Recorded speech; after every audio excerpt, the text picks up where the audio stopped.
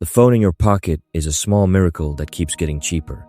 The rent, the clinic, the tuition bill, the childcare invoice keep getting worse.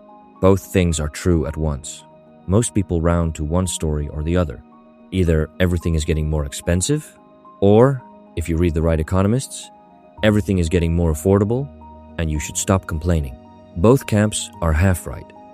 The interesting part is the half each one leaves out. Start with a better instrument. The price of a thing is not the number on the tag. It is how many hours of your life the tag costs. Take the price. Divide by what you earn in an hour. You get the only figure that matters. How much of your finite time the thing takes. $1 is a measuring stick that quietly shrinks. An hour does not. You get 24 of them a day, whether the currency is sound or not. Measure in hours, and one thing becomes clear immediately. Some prices are falling. This is the strongest version of the optimist's case, and it deserves to be made properly. Since 2000, the general price level rose 92.6%. Average hourly pay rose 131.1%. Pay outran prices. An hour of work now buys about a fifth more than it did in 2000.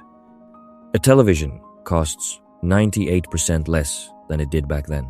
Toys, software, phone service, clothing, all cheaper in hours than they have ever been. That is not spin. It is the free market doing exactly what it is supposed to do. Left alone, competition and technology drive prices toward the floor. So why does none of it feel like abundance? Because the falling prices and the rising prices are not the same prices. It is tempting to say the cheap things are luxuries and the dear things are necessities. But that is not it. The phone in the opening is a necessity now, and it got cheaper anyway. The real split is between what can be made anywhere and shipped across a border, and what can only be delivered in person and cannot be imported at all. Everything tradable got cheaper, frivolous or essential alike. What hurts are the essentials on the other side. The operating room, the lecture hall, the daycare, the doctor's office. Since 2000, hospital services are up 281%. College tuition is up 197%.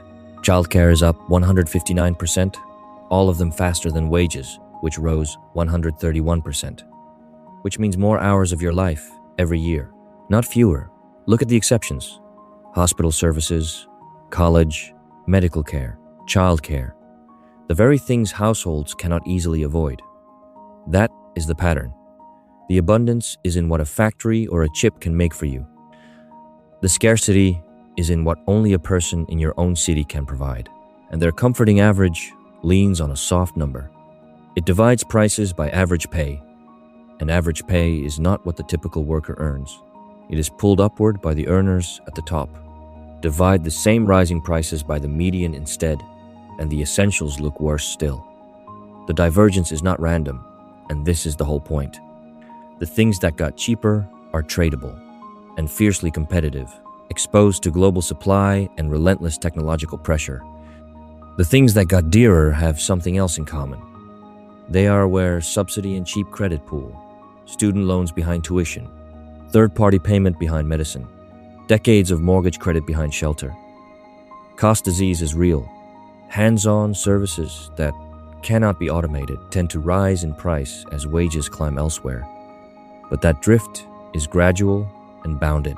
It does not explain the scale of the climb, and it does not explain why the same care costs far less in countries that pay for it differently.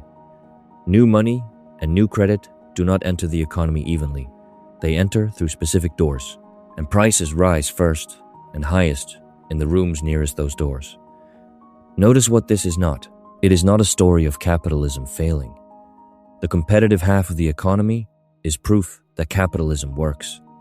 Left uncaptured, it makes life cheaper, year after year.